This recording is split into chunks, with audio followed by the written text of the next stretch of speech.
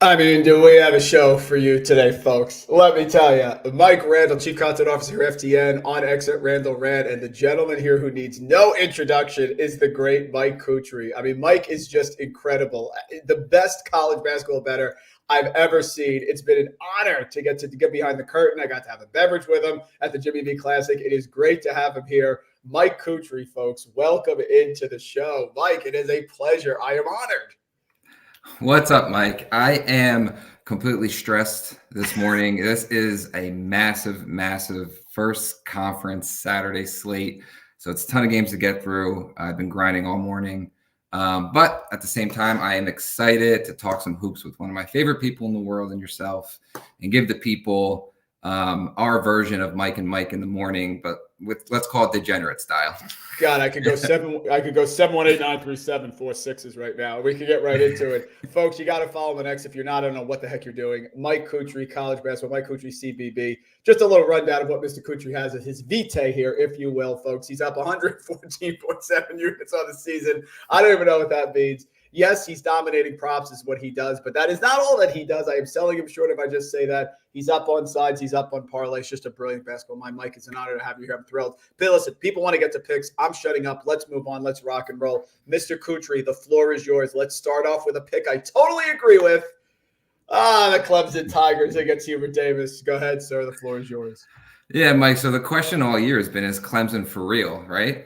They got out to a really hot start, and I think they are. I am a huge fan of this team. I am a buyer. I saw this opened up at 1.5. I didn't get to grab it until maybe it was at 2.5, so I decided to take the money line. But I think they match up really well with this UNC team. We all know Hubert Davis likes to get a lot of his offense in transition, but what does Clemson do? They punt offense rebounds, and they have pretty strong transition defense denial. So yeah, I think they match up really, really well. I'm a huge fan of PJ Hall. I think he's a matchup problem for Armando Bacot in this one. And I think Clemson takes their first big home test in the ACC at Littlejohn tonight. Yeah, totally agree. UNC 2-0. I took Pittsburgh against them the other day, Mike. I mean, just a catastrophically poor shooting night from Pittsburgh. 5 of 29 from three-point range. Blake Hinson, 2 of 11. If I get any sort of normal production there, I think we cover. North Carolina, I've been really impressed with RJ Davis. He's been fantastic, but the bigs have been slow. Harrison Ingram, who I love, we saw him live in MSG, can be great, but he can struggle. Bacot has not been dominating the way that we would like him to here. And I just love Clemson in this spot, especially at home. I am laying the points with them. Another pick I am totally aligned with you on, sir. Utah State, who is a team that is suffering from West Coast bias. People are not talking about Utah State here enough. You like them today. Tell us why. Yeah, well, number one, Utah State is probably one of the hardest home court advantages in the entire country, so you got to keep that in mind. And the crowd's going to get out there for a ranked Colorado State team. But the main difference in this game to me is probably one of the best individual perimeter defenders in the country that nobody knows about, Darius Brown. He's going to get the matchup against Isaiah Stevens, and I think he's going to make life very, very hard on him today.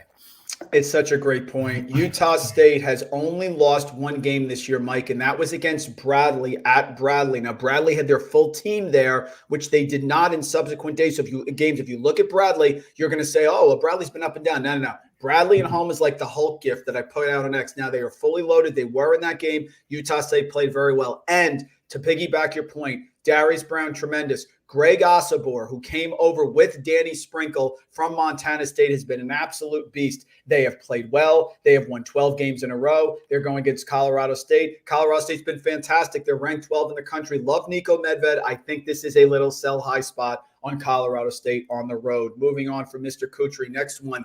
Iowa minus 6.5 against the jersey that you're wearing right now, Mike. Explain this to me, please.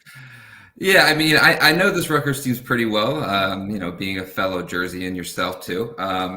But, historically, Steve Pikiell has always struggled against these Iowa Fran McCaffrey teams. And, Steve Pikiell's kind of MO. Rutgers has been known for their defense. They pack it in. They wall off the paint. They protect the rim really well. But teams that they struggle against, or offenses that they struggle against, are teams that can move the ball on the perimeter, have great ball movement, and can shoot over the top of them. And that is kind of the skeleton of the Fran McCaffrey and Iowa program. So Pikiell's historically struggled with Iowa. I think he's lost 3 straight. He's maybe only beaten him twice during his whole tenure at Rutgers. Rutgers coming off a really tough battle against Ohio State on the road, which I thought they could have won that game, but Ohio State just shot lights out. It's a kind of a letdown spot for Rutgers. I've seen this happen many times for this team. I'm comfortable laying the points, and I think Iowa wins comfortably here. It's an excellent point. Rutgers, 28% from three-point range, 45% from inside the arc. They don't make free throws, which is always tricky when you go on the road, especially Iowa wants to go up and down the floor. And I would also say, Mike, that Cliff Amarori is not really developed as much as I think I would have liked him on the offensive end. I mean, he's such an impressive guy, great worker, great defender. He gets into foul trouble. They're going to be in trouble here. They rely on Noah Fernandez a lot coming over from UMass. I get it. I also co-sign on this one. This is one of my favorite picks that you sent over to me this morning. Marquette -5. Look, Seton Hall has done a fantastic job, but there is something that my old friend Gus Kearns talked about last week, law of effort. Seton Hall has really put forth a lot of efforts. They're walking in here. They're home. They're playing Marquette. Why do you like Marquette? So another team I follow very closely, I've seen them live a couple times this year, Seton Hall. And, since Shaheen Holloway has taken over the program, their MO has really been to try to out-toughen and kind of bully teams to victory, which works very well when, maybe you're at St. Peter's or a low major program. But once you take that next step into a high major and some more competitive teams, that doesn't work as well because the level of talent is just that high. Shaheen has been able to get some victories and out-tough UConn and Providence on the road. But we got a really, really talented Marquette team. I'm super high on this team coming in. Seton Hall doesn't get much offensive production outside of Kadari Richmond. They need 8 games from all their role players today in order to compete with this juggernaut Marquette offense. Tyler Kolek's a matchup problem. Cam Jones is a matchup problem. Oso Ighodaro is a matchup problem. So, I think Marquette just has way too much firepower and the talent level is just that much higher. And I'm comfortable laying the 5 points against the Seton Hall team. Yeah, we have Seton Hall with a tough matchup at home. They with a big win over Connecticut. Then they go on the road. They struggle against Xavier. Then the big one on the road against Providence, which probably doesn't happen if Bryce Hopkins gets hurt. I mean, a lot of big games there in a row. Now they have Marquette at home. It feels like a letdown spot against a Marquette team that can absolutely make the Final Four and win the national title. Excellent call as well. I really like Kentucky this year, Mike. I do. I've been watching the overtime specials on Prime with my wife about Rob Dillingham, etc. However, I do think the regression monster comes for everyone. They've been shooting the lights out here on the road. Probably biggest game Todd Golden has had here at Florida. You like Florida on the money line. Tell us why. Yeah, and that's a great point, Mike. I mean, Kentucky's been shooting 42% from three-point land. It's top 5 in the country. So the regression monster has to be coming soon. I've been, trying to time it as best I can, but this just seems like the perfect spot for it to happen. Mm-hmm. You got 2 teams that are playing very up-tempo, top 25 tempos per KenPom in the country. And the crowd's going to come out there in Gainesville. And this is this young Kentucky's team's first true road game. They did go to Louisville. I don't know if you can count that. This is a very difficult spot on the road for this young team. Florida does have very good transition defense, and that's what Kentucky's MO has been this whole year. But on the other side, Florida does struggle to protect the rock. Could lead to some live ball turnovers for the Kentucky side. So I think it's going to be kind of a hectic game, but that shooting regression is just too much to ignore. So I'm on the Florida side at home. And it'll just be beautiful, Mike, because then we can fade Florida at Ole Miss on Wednesday when they have their big win today. Sounds good. I'm with you on this one. Boy, no one likes Nebraska. I mean, all Fred Hoiberg does is win here. Tell us why you like them getting the 6.5 today. It's a great pick. Yeah, I mean, I've been waiting for Fred Hoiberg to turn the program around. He's a terrific coach. It's just he needed the talent level, and this year seems like the turning point of the year. I've been super impressed with them all year.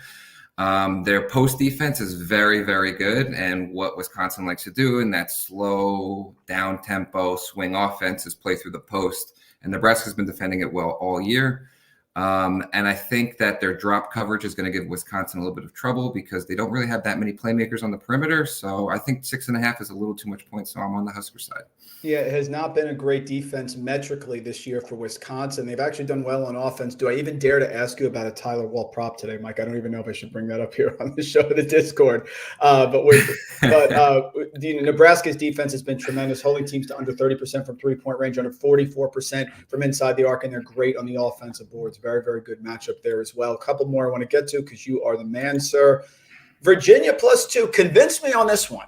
Because Virginia's offense has really struggled. If I hear anything else about Ryan Dunn being a lottery pick, I am not saying that Ryan Dunn is not talented. What I'm saying is he is a work in progress. I get it. Are we at the point, Mike, where anyone who has length all of a sudden is a lottery pick? I love the guy as a college player. I just don't see him impacting the NBA year one. I think he needs to develop. However, him and Reese Beekman have been a fantastic duo, but they can struggle on offense because McNeely needs them to score so he can get open. Tell us why you like Virginia as an underdog today. Yeah, so this is a strictly stylistic play, Mike. The teams that have success against this pack line, Tony Bennett defense is teams that have a lot of patience on offense, can move the ball really well and take good shots. That is not what NC State does. And on the offensive side, I do think UVA could have some success here against this chaotic NC State defense where, they're going to run their mover blocker offense. They're going to take a lot of time on offense. I don't think the NC State defense has enough discipline to stay consistent and defend that really well.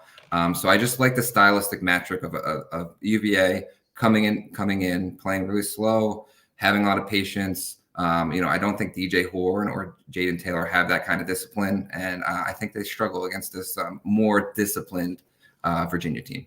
Yeah, Burns with a big post move to score the win for NC State. I've not been a Kevin Keats guy. This one is a stay away for me. I could definitely see myself doing the old fate of Virginia getting burned on this one. I agree with the matchup there. So for me, I am staying away.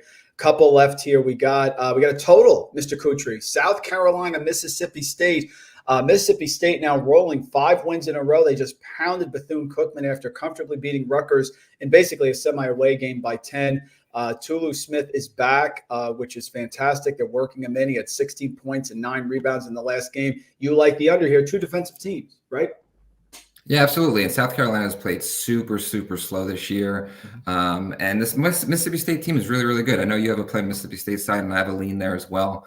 But what I've noticed to start the season in the non-conference, Mississippi State was trying to push their tempo a little more. And against these weaker teams, they've been trying to get out and run and play much faster, which I think has pushed their metrics up a little bit and overinflated them. We get now into SEC play. You're playing against a grinded out South Carolina team. Mississippi State has no problem slowing it down and doing that. They did it all last year. Now we have Tulu Smith back, who gives them even more rim protection. I thought this 136 number was a little too high. I have this capped at the high 120s. Yeah, in the last few games that South Carolina has won, they've posted 68, 73, 72, 70 points, 94, but that was Florida A&M. So definitely this is their first big test. SEC opener makes sense to me. We'll touch this right now. Look, I don't normally like Texas, Mike, and last year, of course, it was a wonderful run for Texas, but I thought there'd be some regression and adjustment here. But this matchup today, with all the stuff going on about Pop Isaacs, which we're not going to get into, off the court stuff here, very, very questionable. They said he's going to play. I'm a little surprised by that. This one I think is close. I love Grant McCaslin, but they're trying to overcome injuries at Texas Tech. This number was a 3. I grabbed it last night. It's now 5.5. You still like it? Why do you like the Longhorns? Yeah, so to be honest with you, I did take it with the assumption that Pops was going to be out. But even with him playing and all the uncertainty going around, I do still like the number at 5.5, and I'd still take it. This is a pretty big rivalry in the state of Texas, so there's always a little bit of extra juice in the arena. And the home team usually comes out on top in this matchup. And to me, I was a seller of Texas to start the year, but I do think that with Dylan Disu back in the lineup at full strength, this is a completely different team. He changes a lot of things. He's a matchup problem for this Texas Tech team. So I am still on Texas at home here, even giving the 5.5 points. It's an excellent point. Disu makes a huge difference. He was so great for them in the run last year in March. He came back. I got lucky with a half-point cover with UT Arlington, but Disu missed a lot of shots in that game, was not his normal self. They get into the flow. Of course, in that game, there was no Lindsey Hunter, I think, either. So they should be here today ready to rock and roll. I like this pick a lot. Oklahoma, Iowa State under 143. I will tell you this. I'm going to put it out there. I'm also on the Iowa State side, Mike, and it's not against Porter Moser. Oklahoma has been great. He's done a fantastic job. They have not been fantastic at covering spreads after the break. They've been a little surprising. The offense hasn't been as smooth. Now they have their first real tough battle here. Iowa State coming in, a well-coached team, slow down team. You like the under. I agree with this. I also like the underdog getting the points in Iowa State. I got it at 3.5. You're going to give me Iowa State 3.5 points on the road here? Like Oklahoma. Talk us through this one. Yeah, Mike, I agree with that. I'm leaning on the Iowa State side as well. And again, first real grinded out kind of conference Big 12 game here with Oklahoma and Iowa State. And can we just talk about both these two coaches, this under the radar being some of the best X's and O's guys in the entire country? I mean, they both have done terrific jobs with not that much talent on both the Oklahoma side and the Iowa State side. But both these coaches are defense first. We're getting into conference play. Competition's ramping up. I think this turns into a grinded out game. I think 143 is way too high. I have this in like the mid 130s. So, I have an easy play on the under. Yeah, I love this. Iowa State, number 6 in the country, defending inside the arc, 42%. Oklahoma, top 20 in the country, defending 3-pointers, top 30 in the country at defending the 2-pointers. Great play across the board here. And last one for you, sir, from the start. Then we have some props, of course, which I'm sure everybody wants here. Props coming at the end. Don't make sure you don't leave here. Oak State plus 5.5. So Oklahoma State here, now home against Baylor. Mike, it's interesting because I've always said that 5.5 number, when the favorite is laying that on the road in conference, and I've looked this up statistically in Bet Labs, it's just always an uncomfortable number. Now, look, there are teams who can cover. James Madison pulled ahead at Louisiana and covered that game. They weren't even covering at the they were losing at the half, but they did end up covering. Last night we saw a couple games. Boise State was able to pull away late against San Jose State and covered. And UConn, even without the big man inside, was able to pull away and cover Butler. So my question is, Baylor's better than Oklahoma State, but you think Oklahoma State can actually do what some teams have not been able to do recently, maybe, and actually finish it off here late in the second half. Talk us through it here. Yeah, well, let's be honest, Mike. Winning on the road in conference play is not easy. And that's what this comes down to. So this is Baylor's first true road game of the year. It's pretty much a brand new roster, top to bottom. They're led by a freshman in Jacoby Walter. And, you look at Baylor's metrics, and regression monster from 3 is just sitting there pointing out to you like a huge red flag. They're shooting 47% from 3. That's definitely not sustainable. They're going on the road with a tough place to play. And I am very, very comfortable getting 5.5 points in that kind of environment in their first true road game of the season. Mike, would you sprinkle on the money line? I got to ask. I absolutely would. Excellent. Absolutely. Yeah, guys, Mike nailed it. 46.8% for Baylor from 3-point range. That's number 1 in the country. I don't think, Mike, that they're going to shoot 50% from 3-point range the entire year. Just a feeling. All right, let's get to a couple of the games here. We have some questions coming in, Mike. I'll throw them to you here across the board. Joey Wright in the house. Joey's I bet about at Canton, Ohio. 2 mics. He's ready to go. Josh Worth is fired up. Trevor, I'll get to this in a little bit. West Virginia, Houston, no Edwards. Houston knowing West Virginia's one weapon offensively. Houston, Mike, is on a roll with their defense, right? I mean, just historically great defense, Houston, right? I would say. Yeah, I mean that's Sampson's bread and butter right there. They are one of the toughest defenses in the country year in and year out, and this year is no different. It's gonna be a lot of Raekwon battle for West Virginia today. He could take 30 shots. 100%. Chris loves all of this. Thank you very much. Colorado, Arizona State Fields. We'll get to that one later. Mike goes there, and Erica in the house wants 2 overs. So if you have any overs, Mike, take a look. She would love some overs. Of course, we know we love the unders here as well, guys. I'm going to take you through a couple games. Mike talked about him. He can jump in really quick. I'm laying the points with Clemson. It's 3.5. It's down to 3. I love Clemson today. Mike loves Clemson. I'm not scared away because of this number. Sure, if it was 4 or 5.5, I get there. I just think this is a big Clemson bounce back, Mike. So I'm going to lay the points here. You took the money line. Yeah, absolutely. I'm with you there, Mike. The reason I'm going with this one, let me explain. And yes, I know I have an issue with Fordham and Keith Ergo and all this stuff. Mike, that last game that Fordham played, they played against G-Dub. Do you realize they shot 19 of 42 from 3-point range? They shot 45%. I just think the regression monster is coming here. LaSalle comes in, has been up and down, has lost 3 of their last 4, but they don't turn the ball over. To me, it's a lot of points, and I don't trust Fordham here, especially coming off that monster game. LaSalle lost their first game to George Mason at home. That just seems like a lot of points, and it seems like a letdown. 19 threes, Mike buried me in 3 overtimes? Come on. Hey, live and die by the 3. But yeah, this Fordham team is one of the more inconsistent teams in the country, and 5 points is too much. I agree with you there, Mike. Now, I'll throw this out there. I don't know if Coulibaly is back for UMass Lowell, but New Hampshire has actually played very well this year in battle. They played Iowa State. They covered. They played well there. They're great at defending the 3. They're also very tough at home here. UMass Lowell has simply not been the same team since they lost Coulibaly. If he is back, then this is a no play for me. But New Hampshire at home, with the way that UMass Lowell can struggle, they lost to Central Connecticut. They barely beat BU away, which wasn't a great one. They just have not been the same team that early in the year beat Georgia Tech away and should have beat Arizona State, Mike. Yeah, I actually really like this UMass Lowell team, but with Coulibaly out, it's definitely a pass. It's hard to get a gauge on that team without one of their better players for sure. And I don't know if he's coming back. That's correct. You mentioned this one before. I'm on Mississippi State. I like what Chris Jans does. It's not that South Carolina plays at that very slow, deliberate pace, and they're home. But I also think that they've played some inferior opponents as well. They've gotten up for a couple games here, but I think Mississippi State is starting to roll, getting hot. They were able to put it together offensively before Tulu Smith came back. Now he's back. I think they're undervalued a little bit in the market.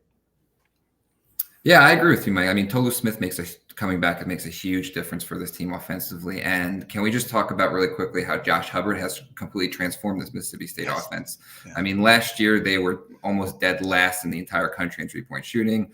In steps Josh Hubbard. He can knock down some threes, make some plays, and really, really brings his team to a different ceiling. So I'm a buyer of Mississippi State for sure. Got this one wrong last week with the issue with Hofstra. St. John's plus 4.5 did not cover last week. Ledlam was out, but he is now back. This is a Villanova team that has struggled, Mike. I don't like the way they're headed. I don't know if Justin Moore is playing. They did not cover, and they came back there last game. They were able to give me the cover because they let Xavier back in the game. This is a pick against Villanova. I don't like the direction that they're going, and I do like St. John's here. I think Pitino has this team going, and Villanova plays at that slow pace. Points are at a premium here. They beat DePaul away big. They had the big comeback against Creighton, which I'll get into. Xavier by 1 at home. I think Pitino is getting this game ready. Villanova 3-0 in the Big East. A little bit of regression here. I like the Red Storm on the road getting the points. Yeah, these are two teams that I just can't seem to figure out, Mike. I mean, Kyle Neptune's rotation is all over the place still, so it's hard for me to get a gauge there. You have one of their best players in Justin Moore out, and then St. John's right on the Rick Pitino side. Sometimes their defense looks really, really shaky. So these are two teams that I just am completely staying away from a betting angle.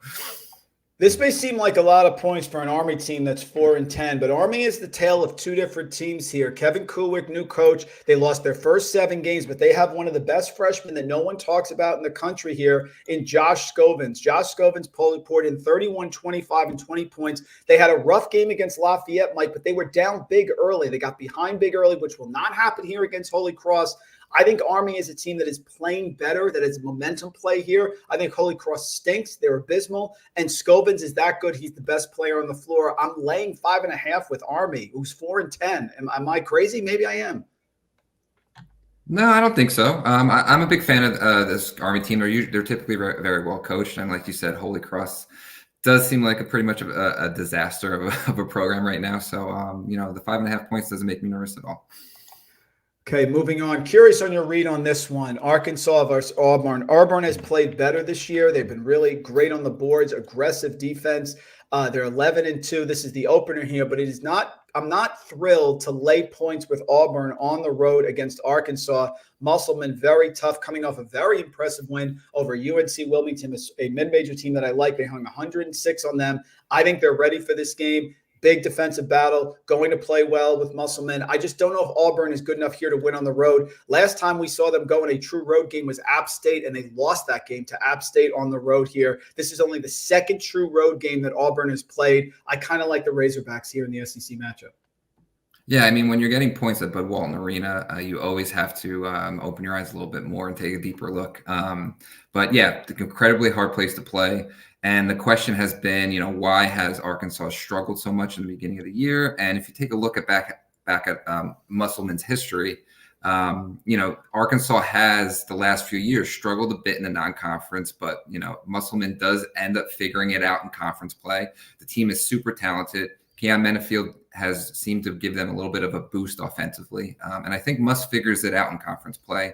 And I think we can buy them as the market's a little down on them. So, I do have a lean here at Arkansas plus 2.5. I wish we got a little more points, but 2.5 is decent, especially at home. So I'm with you there, Mike. I'm a buyer of Musselman. I think he figures it out, especially defensively. They're in the mid 80s in per KenPom and defense. I think by the end of the year, they race to a top 40 defense for sure. I think they figure it out. Really well said. This one here, guys, Jamie Dixon has done very well against Kansas. They ended up losing 59-51 by 8 back in 2021 at home. Then the next two matchups here, the Kansas, it goes against TCU. They lose by 10 away and they win by 4 at home. And then last year when they played, TCU came into Kansas and took them to the woodshed 83-60. And then the matchup that was the subsequent one at TCU is 63-58. I think TCU keeps this game close. I understand Kansas. They're still looking for that shooting guard, Mike, the consistency from the outside. McCullough's great. Harris is great. I love KJ Adams, all of those things. I just think 9 points is a lot here. This is the opener in the Big 12 for Kansas, TCU as well, ready to rock and roll. I think it's a lot of points, and Dixon has showed that he keeps these games close. Yeah, you make a good point, Mike. And I am a seller of this Kansas team. Like you said, they really don't have many shooters. The lane is clogged on offense. It's a lot of Hunter Dickinson. It's a lot of Kevin McCullough on offense. So I definitely am a seller of this Kansas team. It's just it's always really, really hard for me to bet against Kansas at home at Fog Allen. They play. A lot of the times they're A+ performance at home in that arena. It's always jumping. But I agree with you. 9 is a lot of points, and Jamie Dixon's success against Kansas historically does make this interesting. Mike, you're totally right. It takes a special situation. One of those situations years ago was Shaka bringing Texas in. He had like a 5-1 record against Kansas, one of those anomalies there. It takes a special situation, and I think we have it today. Couple more, Mike, I'll give, and then I want to get to your props as well. You got some props that you just put up also. I'm pounding West Virginia. I think they're going to get crushed here. Houston minus 20.5, and I'm taking 12.5 on the first half line is the opener here for Houston. They're ready to roll. West Virginia, no Jesse Edwards. They're going to be able to take someone out. The defense for Houston, you cannot replicate this defense. We have a first-year coach in West Virginia, of course. Huggins gone. Love the pressure. Love what Houston does, especially at home in conference. I don't think West Virginia is ready for what they're going to see today in the Fertitta Center. Yeah, I mean, Houston may have 25 offensive rebounds in this game, so it's not a good spot at all for West Virginia. Even with all those points, it's still.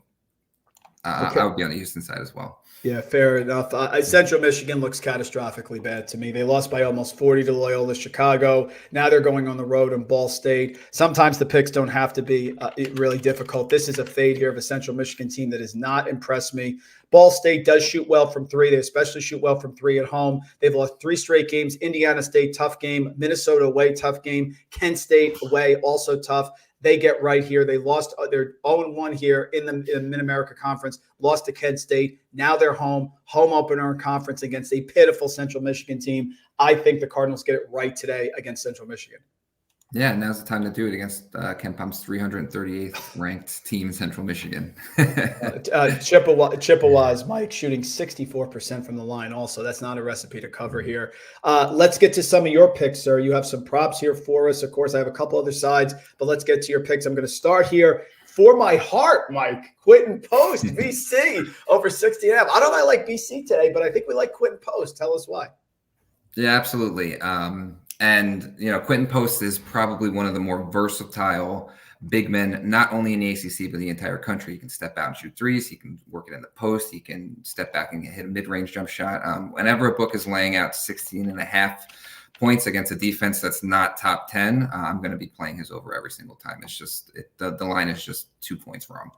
Yeah, talk about one that I think is a little low here. Talk to us about Cook over 11.5 points as well. I love how you find some of these gems. 11.5 seems low. Go ahead, my friend. Oh, it's definitely way too low. And Jalen Cook has definitely transcended this LSU offense. He's gained eligibility there for the Tigers. Transfer from Tulane, averaged around 17, 18, 19 points last year.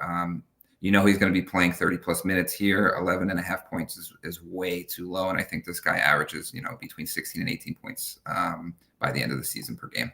Yeah, that's LSU, folks. Didn't put that in there. Sorry. An LSU. Mike, you got a couple more props coming. While you get those ready, I'll throw out a couple ones that we already talked about.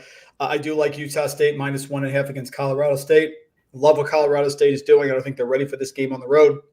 Utah State very undervalued. Another one here, I grabbed it at 8. It's now up to 9.5. Guys, Loyola Marymount is not the same team without Justice Hill. They rely on the three-pointer. They're one of the top 15 teams in the country where the majority of their points come from three-point range. They are not shooting well at home. This is a 2-day turnaround for both of these teams. I'm going to go with Randy Bennett, who is the better coach here against Stan Johnson. Stan Johnson has struggled. No Justice Hill makes a huge difference. They're not playing better defense. They got blown up by Santa Clara. I got it to start for 2.5. Getting 2.5 points, ridiculous. And then the halftime line as well. They comfortably ran out to that win. I like St. Mary's a lot here. The Gales, I know they don't score a ton. And I would also look, Mike, I'd get your thoughts on this one. Aiden Mahaney. I think him against Loyola Marymount, his prop. I'm not sure what it's at here, but I'm probably going to hit it because I do like St. Mary's. Thoughts on Mahaney here? We've hit it a couple times and it's done well for you, right? Well, I've been hitting it all year, and it doesn't help when he shoots 20% from three-point range. But that does open up the door for opportunity because it keeps his points number very low in the prop market, and it's sitting at 12.5 right now, which, Aiden Mahaney coming into the year, everybody thought he was going to be a 16, 17 points per game kind of guy. Yep. I think it's more of an effort of him just not shooting well to start the year, and I think he figures it out at some point, maybe during conference play. So I'm just going to continue to stay consistent, stick to my guns, and keep playing Aiden Mahaney overs every single year. And I do have a play, or every single game, I should say. And I do have a play on him today over 12.5. Great. Do not leave your wingman. Do not leave your priors here, folks, unless you really have a fluid information that you should change. Mike, go ahead. Give us a couple of props here. I'll put them up on the board. Tell us what you got here to finish us off. All right. I'll throw out 3 more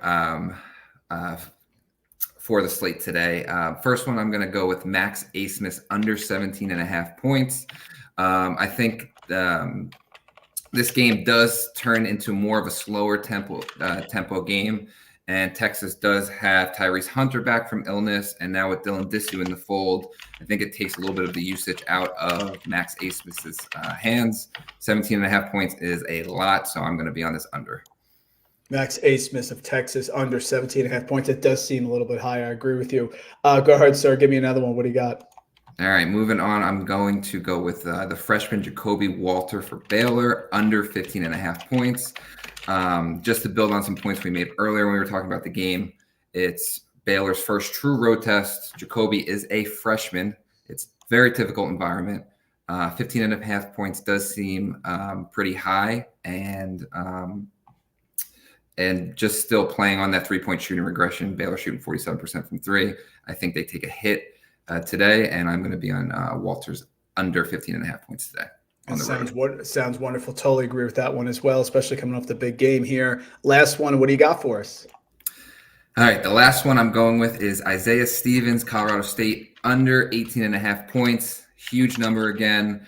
We talked about it before. Darius Brown, Utah State, one of the best perimeter defenders in the country. He's going to be hounding Stevens all game, heading into an environment and one of the toughest places to play in the country, on the road at Utah State. Stevens, although he does put up some pretty massive point numbers, he is a pass-first point guard. I think that comes into play even more today. It's just a huge number, so I'm staying under 18.5 points there. I love it. I'm hitting it right now, tailing you, sir, as always, which has been so profitable this year. Folks, any comments? We'll get to a couple games. John is tailing us. John in the house, we appreciate you, sir. Thank you very, very much. Trevor loves the Rutgers jersey here, Mike. He's a big fan. Interesting one. I got to touch on this one. Are we passing on the Georgia-Louisville fades? I'll start with the first one and kick it to you, Mike. Louisville here playing Pittsburgh at home. They are underdogs by 10. I don't know. I'm not a fan of Louisville. 10 seems like a lot for Pittsburgh on the road, but Blake Hinton could have some regression. It's a stay away for me. Any thoughts here on Pittsburgh, Louisville? Yeah, it's an absolute stay away for me too. Pittsburgh has not looked well against any team with the pulse. Not saying Louisville has the pulse, but anytime there's any sort of step up in competition, Pittsburgh hasn't looked that good, and that's a lot of points. So it's a stay away from me. Yeah, Missouri, I think, favored by about 3 or 4 against Georgia here. I did not put this one up. I'm fading Mike White, but I'm not sold on Missouri. Terrible on the boards here under Dennis Gates. Big games that they've played against top opponents. Kansas away loses, but they competed. Seton Hall in a semi-home, they lost. Illinois on the neutral got their doors blown off, even though Illinois didn't have Shannon. Stay away from me. Thought? Yeah, stay away from me too. I did have an initial lead for Missouri, but their rotation still seems very, very much out of whack. Don't know what's going on with Noah Carter. Thought he was going to be one of their top scorers for the year, and I think he's been playing 20 minutes or under their last 3 games. So it's a lot of uncertainty on both sides. I know we want to fade Mike White as much as we can, Mike. We talk about this all the time, but I don't know if Missouri's the program to do it. We talked about this one before we got on, Mike, and then we'll wrap up and get out of here. This is a lot of points, and I know that we're going to gravitate with no Bryce Hopkins here, and we're going to fade Providence. I think that's the gut reaction. It just seems like a lot, and I have mentioned that Creighton, unless they are scalding hot from 3 and Baylor Sharman is shooting them from half court, the offense can struggle. I think Adoro can limit Kalkbrenner inside, who can be a little bit soft. They don't stop dribble penetration. It does seem trappy, Rob, and I kind of lean towards Providence. You have a thought here, Mike, on this one? Yeah, well, you have to try to figure out how many points you think Bryce Hopkins is worth. I mean, this game probably opens up at 8.5, 9, and is Bryce Hopkins worth that extra 2.5 points? I don't know. They did look pretty poor after he left the game against Seton Hall the other night. So I don't know if it's going to take them a while to get back up to speed without him and figure things out. But it is a lot of points, and Creighton is very reliable on the three-pointer, and I think they probably have to have a hot shooting night to cover that number. But at the same time, the downgrade of Ryan Nembhard to Stephen Ashworth has not really played, very well for this Creighton team, and they haven't looked as good as people thought they were going to heading into the year. So I definitely am a seller of this Creighton team, but it's a stay away for me. I don't know if this is the right spot. The Bryce Hopkins uncertainty for Providence.